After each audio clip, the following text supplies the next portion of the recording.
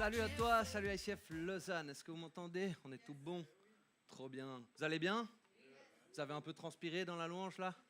J'espère, on est là pour ça. Trop bien.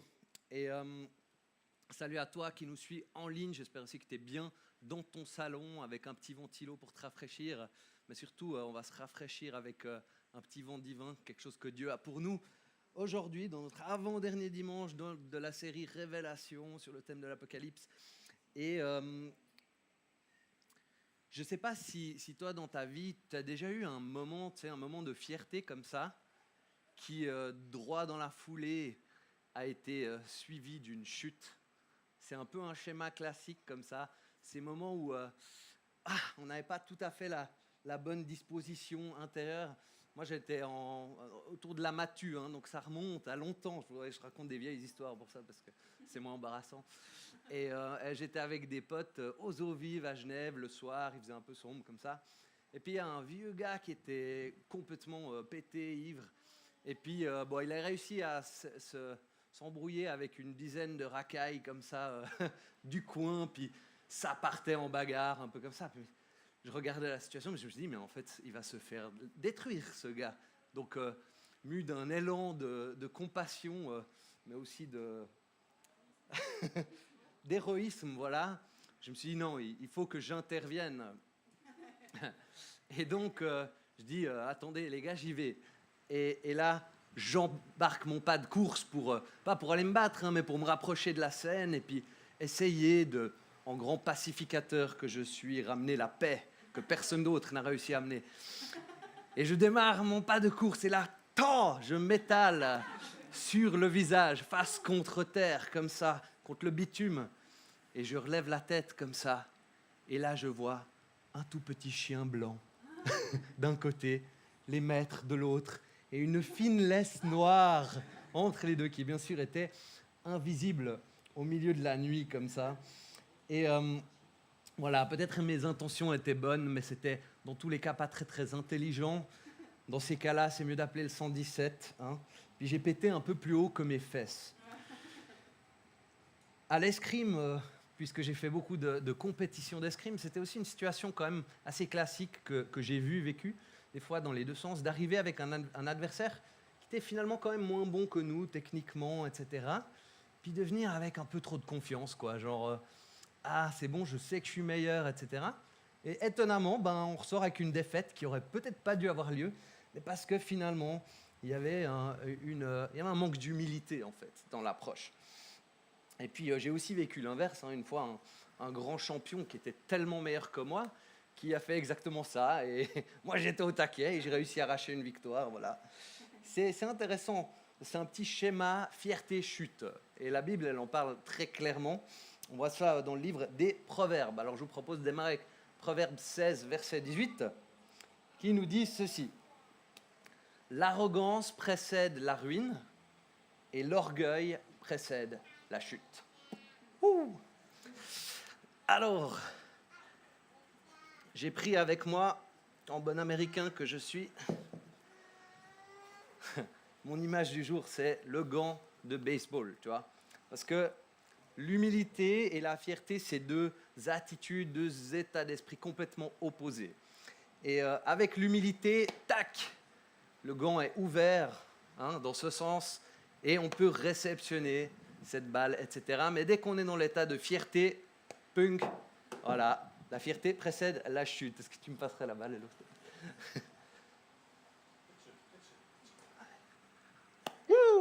l'humilité. Alors... Et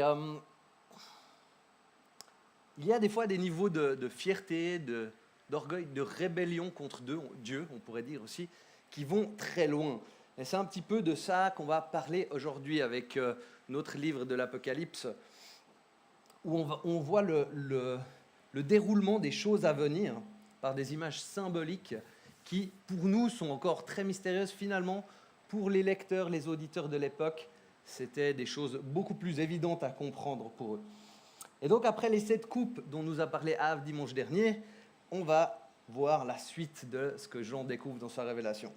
Alors, si tu as envie de suivre avec nous, on est dans Apocalypse 17, versets 1 à 6. Et on va traverser 4 chapitres. On va essayer de prendre des petits bouts de chaque pour que vous ayez la vue d'ensemble.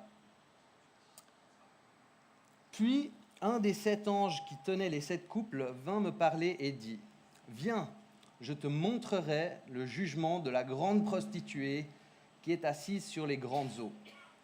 C'est avec elle que les rois de la terre se sont livrés à l'immoralité, et c'est du vin de sa prostitution que les habitants de la terre se sont enivrés. Alors il me transporta en esprit dans un désert, et je vis une femme assise sur une bête écarlate, couverte de noms blasphématoires, et qui avait 7 têtes et 10 cornes. Cette femme était habillée de pourpre et d'écarlate, et parée d'or, de pierres précieuses et de perles. Elle tenait dans sa main une coupe d'or remplie d'abominations et des souillures de sa prostitution. Sur son front était écrit un nom, un mystère, Babylone la grande, la mère des prostituées et des abominations de la terre. Je vis cette femme ivre du sang des saints, du sang des témoins de Jésus. En la voyant, je fus saisi d'un grand étonnement. Ok, donc on est là dans cette image, dans la révélation prophétique de Jean, ce qu'il doit voir dans l'esprit comme ça. Et on voit en fait la description, spécifiquement c'est d'une prostituée de luxe. Donc c'est une image de séduction, etc. Mais aussi d'horreur en fait. Elle s'enivre du sang des innocents. Et ça, c'était une image qui était vraiment hideuse pour les Juifs, en fait, de boire du sang humain, mais qui était aussi classique pour évoquer la terreur. Donc c'est cette image-là qu'on a, et puis c'est un petit peu des fois difficile de représenter ça, de se représenter ça. Alors je suis allé chercher des images, des illustrations de la Révélation. Tu peux y aller, Manu. Et voilà, ça vous donne un peu une idée. Des fois, il ne faut pas aller chercher les illustrations. Celle-là, elle est assez artistique, assez bien faite. Et encore, il faut se rappeler que voilà, on est dans une vision, c'est un moment un petit peu spécial. Puis on voit aussi qu'elle boit, voilà, elle s'enivre du sang des saints. Et en fait, cette image d'une prostituée, ce n'était pas une nouvelle image pour l'auditoire de l'époque et pour le peuple de Dieu, finalement le peuple d'Israël, parce que Israël a toujours été présenté comme soit une épouse fidèle, finalement, quand elle vivait dans l'alliance avec Dieu, ou alors comme une prostituée quand elle était infidèle à Dieu. C'est assez classique. Et donc, dans le livre de l'Apocalypse, on voit ce contraste vraiment entre Babylone, la grande prostituée, et puis l'épouse de Christ et la nouvelle Jérusalem qui arrive, etc. Alors, qu'est-ce qu'elle représente, cette grande prostituée qu'on appelle Babylone? Ça semble assez clair pour les personnes de l'époque qu'il s'agissait de Rome, tout simplement. Il y a vraiment des indications assez fortes. Je ne vais pas entrer dans le détail, mais avec la déesse Roma, les 7 collines, il y a pas mal d'éléments qui montrent de manière assez sûre que c'est de ça qu'il s'agisse. Mais au-delà de Rome, ça représente certainement un système maléfique en rébellion à Dieu, finalement, et qui existe dans chaque ère de l'histoire de l'humanité, en fait. À chaque époque, il y a une Rome, une Babylone, quoi. Et puis, les 7 têtes représentent 7 rois, selon ce que le texte nous dit. Et ça, c'était probablement des rois clients de l'Empire romain, finalement. Donc, des gens qui participent à ce système, qui ont une certaine autorité. Et par son pouvoir économique et politique, Rome, en fait, est un véhicule international d'idolâtrie et d'immoralité. Voilà. Donc c'est un peu comme si on appelait Rome Satan incarné, quoi. Et cette femme, elle a aussi un nom sur son front que vous verrez en contraste avec le nom ensuite qui est écrit sur le front de Jésus plus tard dans le texte. Donc comme Av nous disait dimanche dernier, Dieu nous donne souvent des schémas, en fait, des types pour notre vie de croyant. Par exemple, la sortie d'Égypte, c'était en l'occurrence la terre promise, etc. Babylone ou Rome, c'en est aussi un. Je vous propose une petite citation de Jacques Ellul, un grand théologien français. Alors, pardonnez si j'ai ajouté du sens qu'il n'aurait pas dit à la base, parce qu'il a écrit ça certainement en français. Moi, je l'ai trouvé en anglais, cette situation, donc je l'ai retraduite dans l'autre sens, en essayant d'être fidèle à son sens. Mais voilà ce que nous dit Ellul. La grande prostituée était Rome, pour cette période de l'histoire. mais pas elle seule. Elle est en réalité la somme de tout ce qui est prostitution, comme Babylone à son époque, qui en était devenu le symbole. Plus que la prostitution en tant que telle, il s'agit d'une prostitution qui implique l'infidélité à l'alliance de Dieu.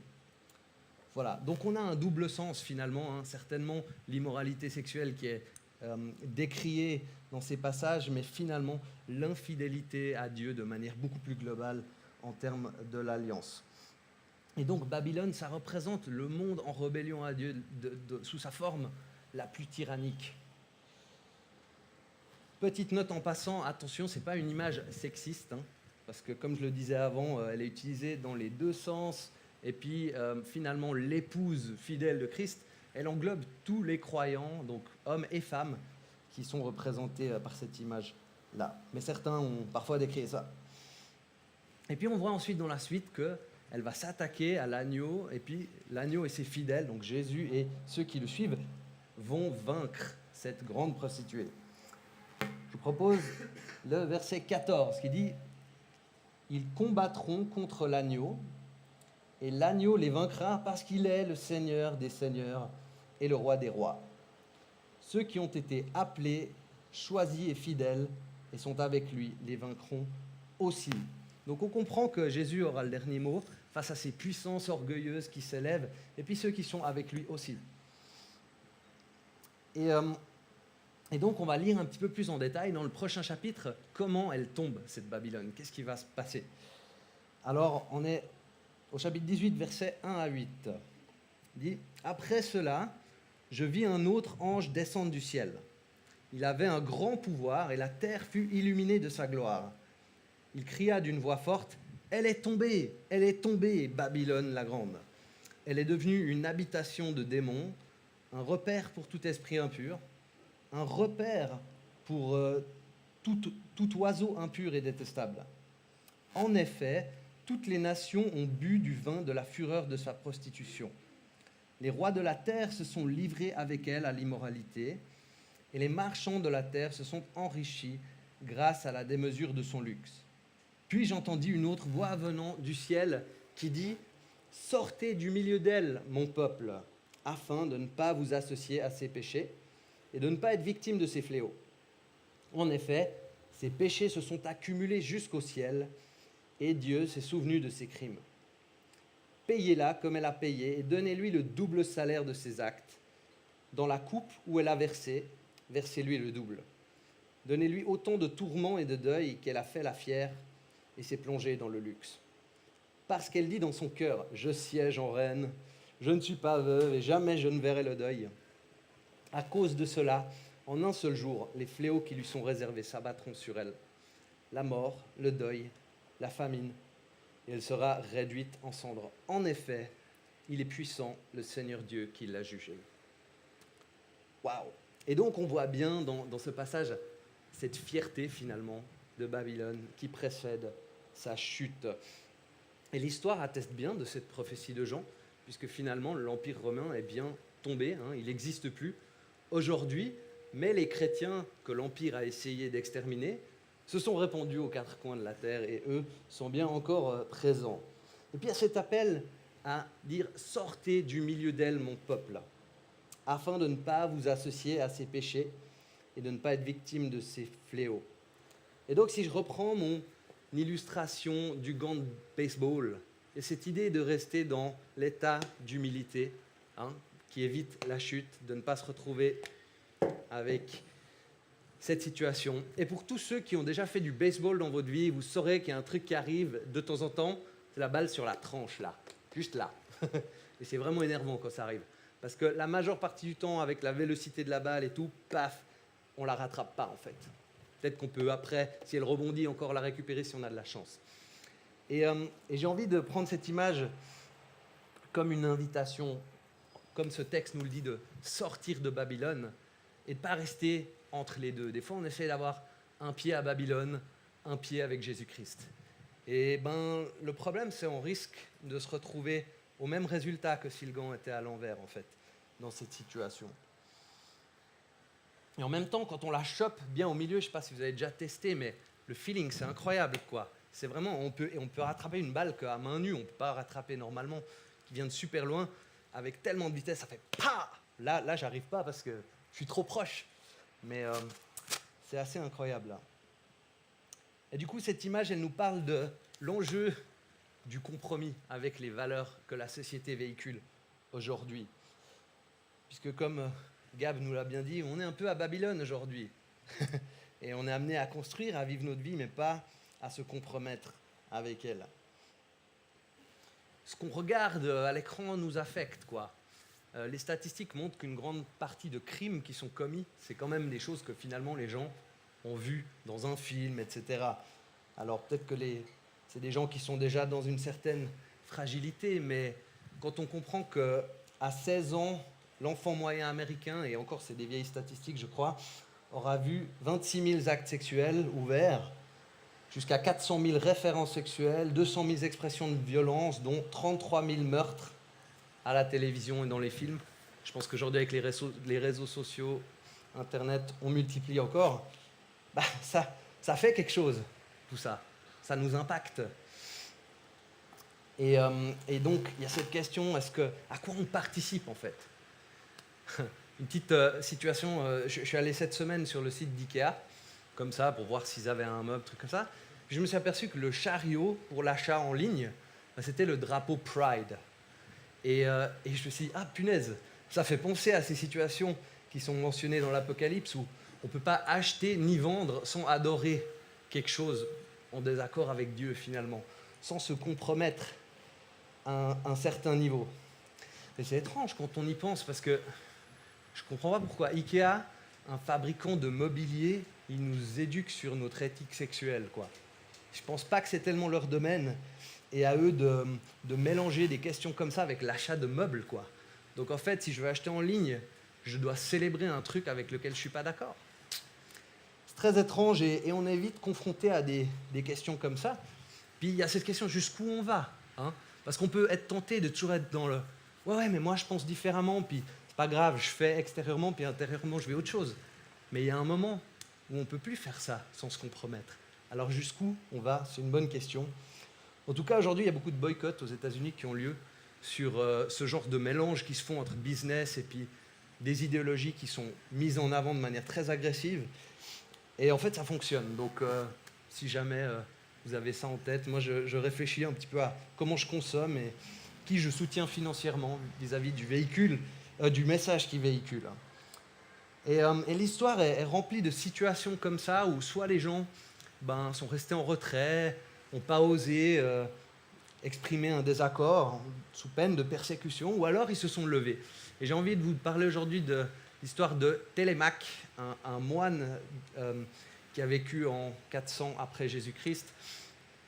Et en fait, on connaît tous ces combats de gladiateurs dans l'arène de l'Empire romain, etc., où des êtres humains allaient juste s'entretuer pour le bon divertissement de tout le peuple et des classes supérieures, etc.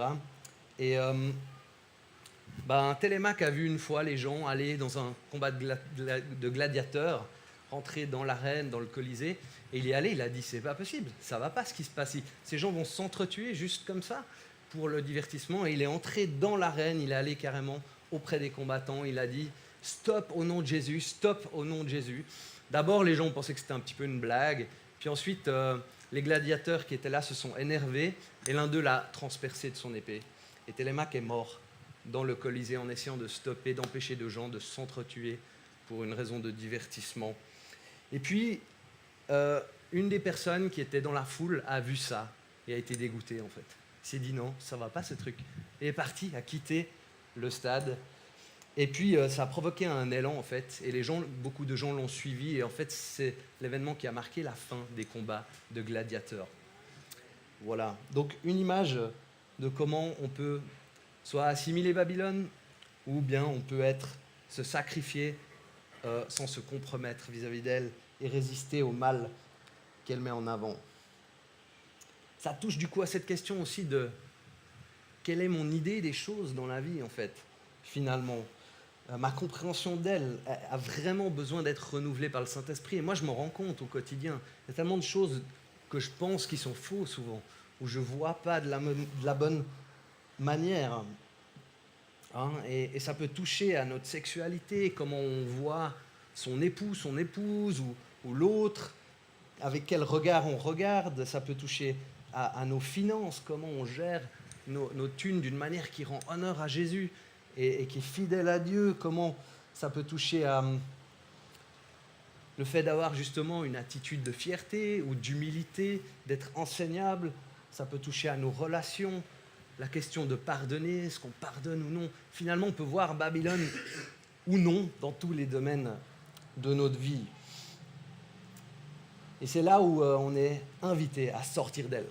Et puis donc, on voit dans ce chapitre, avec cette chute de Babylone, on voit un phénomène d'autodestruction, parce que finalement, ces rois vont eux-mêmes s'attaquer en fait à la prostituée qui devient victime de la bête et elle est détruite par eux.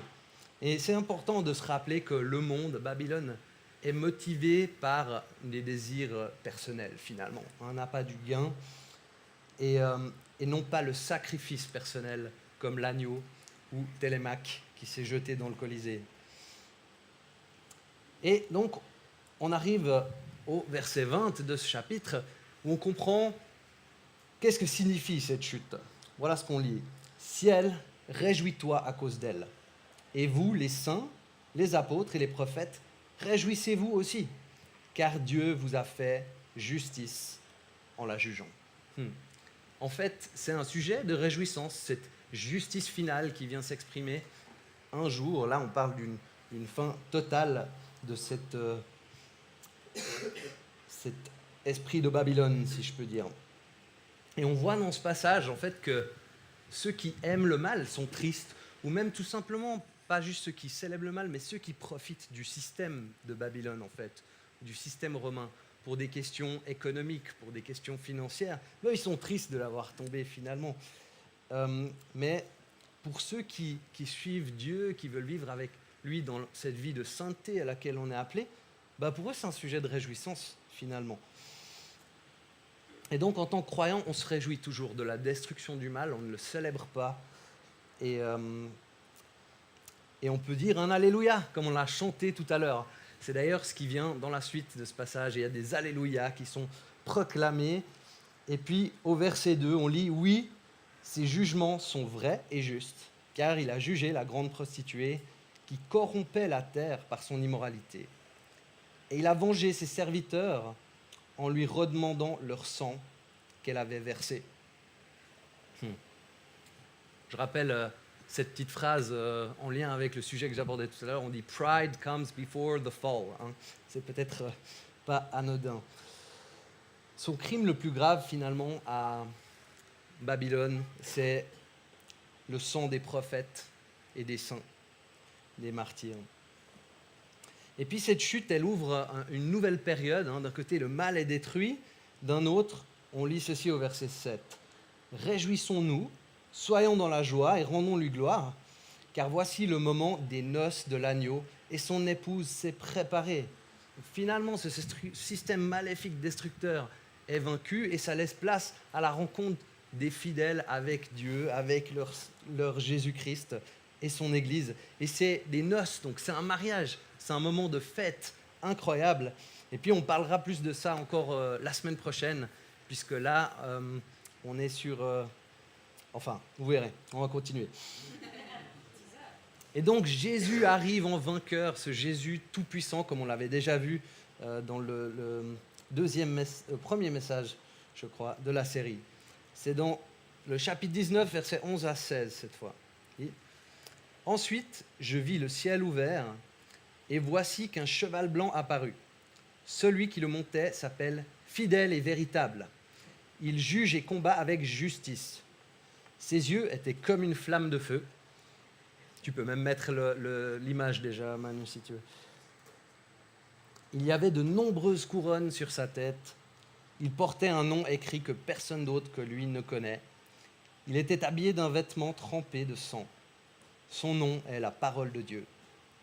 Les armées célestes le suivaient, montés sur des chevaux blancs et habillés d'un fin lin, blanc et pur. De sa bouche sortait une épée aiguë à 2 tranchants pour frapper les nations. Il les dirigera avec un sceptre de fer et il écrasera lui-même le raisin dans la cuve à vin de l'ardente colère du Dieu Tout-Puissant. Il portait sur son vêtement et sur sa cuisse un nom écrit Roi des rois, Seigneur des seigneurs. Et donc c'est cette image du Jésus guerrier qui revient, le Tout-Puissant, Pantocrator, comme on avait vu. Et il a même le sang de ses victimes. Dans un chapitre précédent, on voit qu'il vient exterminer ses victimes dans le pressoir. Et voilà, c'est une image de Jésus qui n'est pas un petit rigolo, quoi. Mais comment on choisit de vivre avec ou sans lui sur cette terre va faire une grande, grande différence. Et puis le verset 20 nous dit que la victoire commence à arriver de manière certaine. La bête fut capturée, ainsi que le prétendu prophète qui avait accompli devant elle des signes miraculeux pour égarer ceux qui avaient reçu la marque de la bête et adoré son image. Tous les deux furent jetés vivants dans l'étang ardent de feu et de soufre. Donc toutes les puissances du mal sont stoppées et il y a cet étang ardent de feu et de soufre qu'on va encore regarder un petit peu tout à l'heure. Alors ensuite, on arrive à une nouvelle partie du livre où on parle de ce qui s'appelle le millénium. C'est dans le chapitre 20, et en fait, ce qu'il faut savoir, c'est que c'est une partie où Satan est enfermé pendant 1000 ans. C'est la partie la plus débattue théologiquement, qui a fait couler le plus d'encre. On va faire court dessus, mais juste quand même la vue d'ensemble pour que vous puissiez comprendre de quoi il s'agit. Donc, les prémillénaristes disent que Jésus revient établir un royaume spécifique de 1000 ans. Voilà, c'est une des compréhensions de ce texte. Les amillénaristes, eux, nous disent que le royaume des 1000 ans est symbolique du temps présent, en fait, déjà. Et puis, les post-millénaristes qui nous disent que les chrétiens aident à établir le royaume de 1000 ans sur la terre avant le retour de Jésus. Et voilà, il y a eu de grands chrétiens qui ont été post-millénaristes, comme les grands revivalistes américains, Edwards ou Finney. Mais la plupart des croyants choisissent une des deux premières options, donc pré-millénariste ou amillénariste.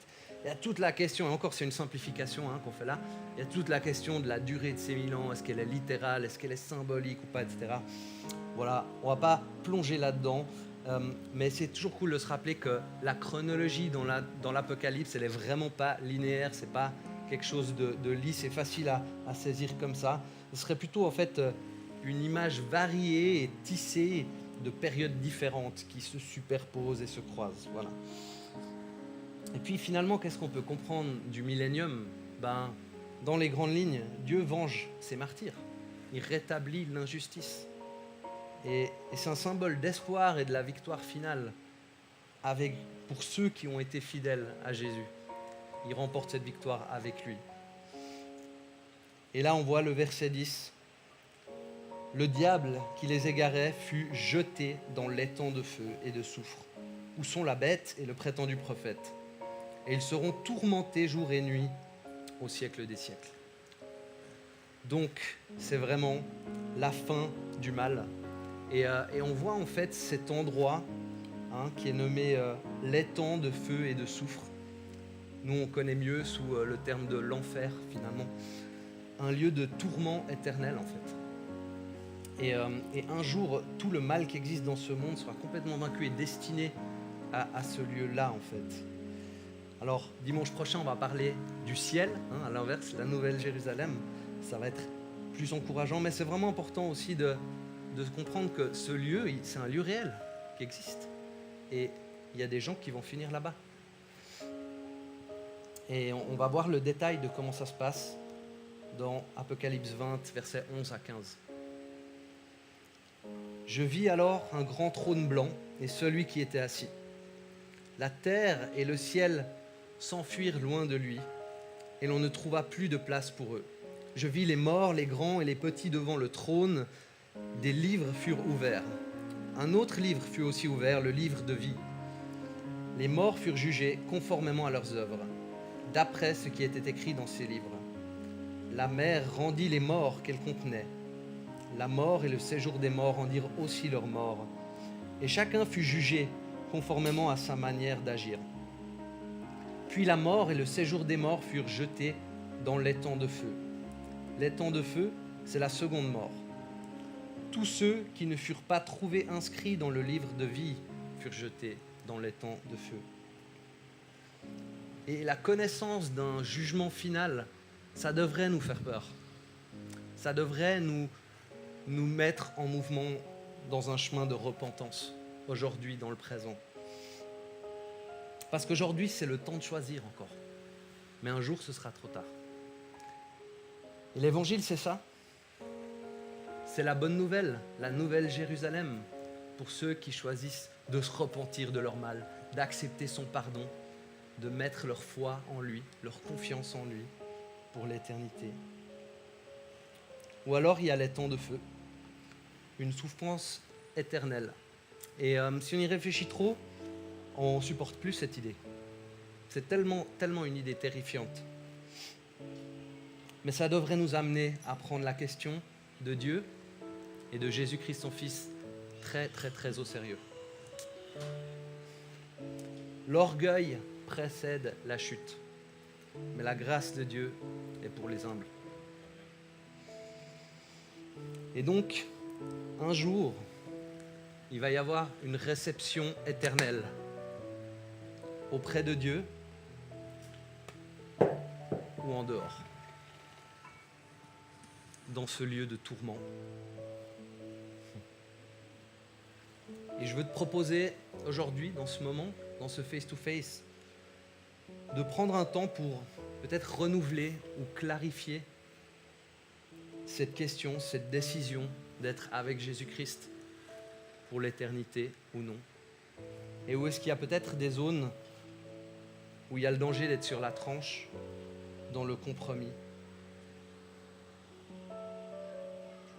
Alors est-ce que tu es déjà avec Christ ? Sois le plus encore. Vas-y. Un jour, Babylone sera vaincue. Sortez de Babylone. Où est-ce qu'on est dans le Colisée ? Est-ce qu'on est un des gladiateurs ? Est-ce qu'on est Télémaque qui vient se sacrifier ? Est-ce qu'on est une des personnes dans le public ? Est-ce qu'on est celui qui sort ou celui qui applaudit ?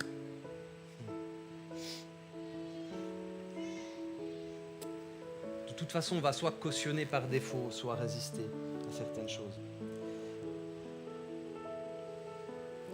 Et la grande prostituée est autant séduisante qu'elle est horrible. Gardons ça à l'esprit. Alors je te propose de prendre ce temps pour te mettre à part vraiment avec Dieu. Renouveler ça. Et si tu n'as encore jamais eu l'opportunité de faire ça dans ta vie, eh ben ici, dans ce moment, tu peux entrer dans cet endroit pour les humbles avec Jésus-Christ qui est de recevoir sa grâce. C'est très simple.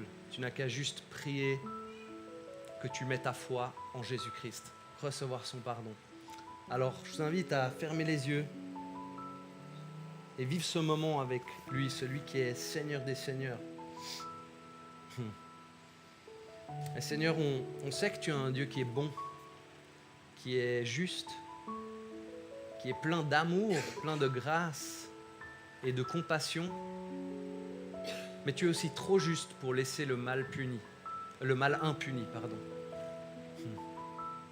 Et même dans nos vies, si on est honnête, si on est humble, on se rend compte que le mal a été grand et qu'on devrait aussi rendre des comptes pour ça un jour. Mais dans ton extrême bonté, ton extrême amour, dans ta grande compassion, tu as envoyé ton Fils Jésus-Christ payer le prix à notre place. Cette colère qu'on aurait dû recevoir a été posée sur lui dans ce moment. Et aujourd'hui, quand tu donnes ton allégeance à Jésus-Christ, tu entres dans sa bienveillance envers toi, dans sa bonté. Tu n'es plus sous le coup d'une quelconque colère ou malédiction, mais c'est la bénédiction, la vie en abondance. C'est l'amour d'un Père qui est en relation avec nous. C'est la vie nouvelle de l'Esprit en ceux qui croient. Alors choisis maintenant pour ton éternité. Choisis maintenant. Un jour, ce sera trop tard.